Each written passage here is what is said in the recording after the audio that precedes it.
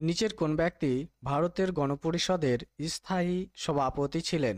এখানে সঠিক উত্তরটি হয়ে যাবে তোমার option number C, doctor Rajendra Prasad. Next question, নিচের কোন স্তরটি গ্রামীণ পঞ্চায়েত ব্যবস্থার সব থেকে উপরের স্তরে রয়েছে? এখানে সঠিক উত্তরটি হয়ে যাবে অপশন নাম্বার ডি, জেলা পরিষদ।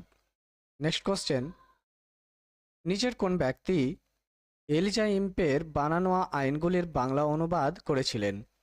এখানে সঠিক উত্তরটি হয়ে যাবে option number C, Jonathan Duncan. Next question, নিচে উল্লেখিত ব্যক্তিগুলির মধ্যে কাকে বিপ্লববাদের জনক বলা হয়? এখানে সঠিক উত্তরটি হয়ে যাবে option number C, Basudeb Balwant ফাড়কেকে। এ ধরনের ভিডিওর আপডেট পেতে চ্যানেলটিকে অবশ্যই সাবস্ক্রাইব করে রাখবে, আর ভিডিওটি ভালো লাগলে অবশ্যই বন্ধুদের সঙ্গে শেয়ার করবে। Thanks for watching, keep watching and keep learning.